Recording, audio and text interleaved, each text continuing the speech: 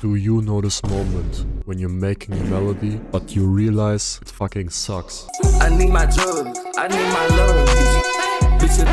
After this video, you should have an idea on how to make beats for Yeat. But why listen to me? With over 4 years of experience, I'm sure that I can make you one big step closer to your goal. I also help other producers getting their dream result in just a month. If you are in the same situation as I was back then, you have no plan, no skills, no bitches, you want to become good fast, faster than I did it, then click the link down below and I will personally help you achieve that goal in just a month. But enough said, I found a tutorial, let's go.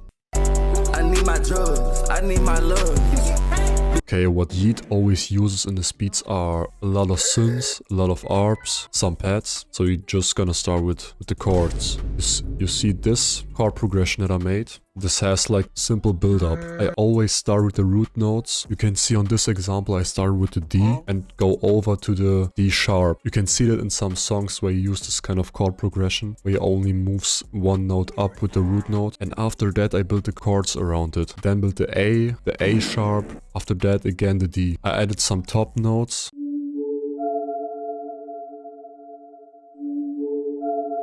And build a melody around it. This main melodies in the end sound like this.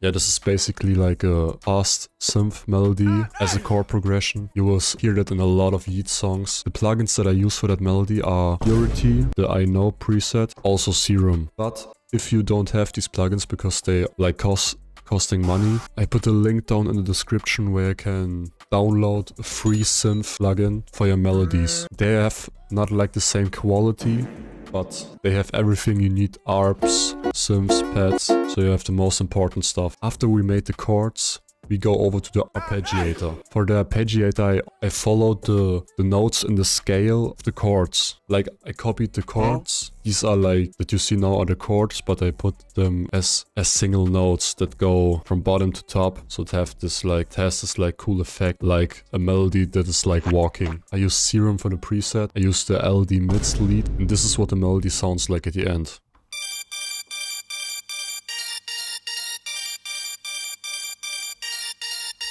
Damn, bro, that's hard. The last thing that I added is like an accent. This is like also like a fast synth. I used the Don't Push preset in Serum again. Made this pattern, just simple. Also copied the chords, deleted some notes after that. This is what the melody at its own would sound like.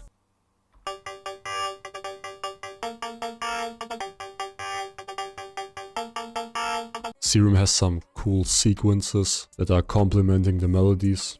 After that I put a lead on the beat, This is not a complete melody, it's only at the part of the melody where I put some simple notes down. Sounds like this. If you want, you can like watch the video after it again and practice that, because this would benefit you more. If you follow the video making these exact melodies, you will learn a lot more. But yeah, never mind. I made the last instrument that I made is the bass line. And I remember I had always problems with the bass because my low end sucked so much. Because I always made like stupid mixing mistakes. I will show you the mixing, how you can do the mixing a little bit later on this video. This is the pattern I came up with. I only copied the root notes of the melody, put them down there. This is what it sounds like.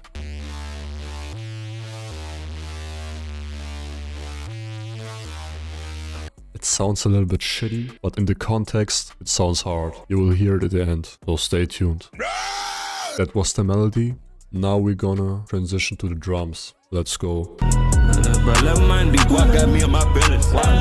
Okay, the 808. Very important. Basically, the easiest thing that I did is just downloaded the Yeat drum kit. Then I made this pattern. This is built like 3 notes. After that I made the variation, put some top notes, copy and pasted the pattern. This is what an 808 sounds like.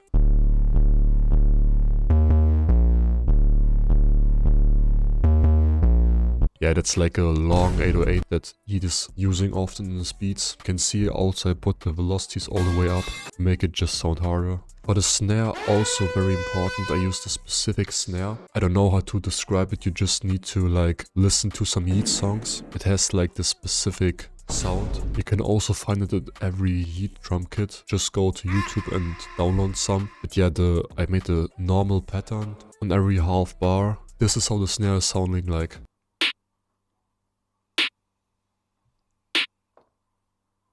Nothing too crazy. The hi-hat, I made a simple two-step hi-hat. Put some rolls in the empty spaces to make the beat more fuller. For example, I used the free hi-hats. I changed the velocity a little bit to make it sound more realistic. Put some extra hi-hats in some spaces. But yeah, that's basically it.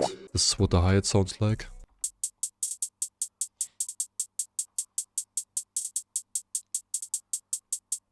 Yes, sir. Now the kick pattern. This is the same pattern as the 808 pattern. You can always copy like the 808 pattern, but keep it at one note. But also all the velocities up. I just put on a hard kick that I thought was sounding good. But yeah, this is what it sounds like.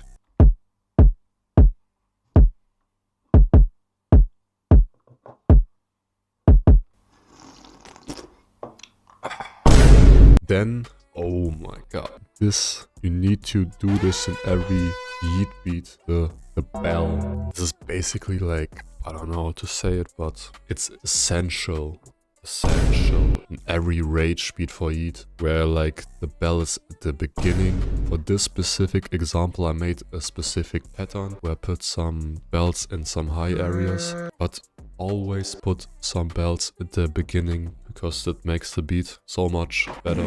This is the pattern that I came up with.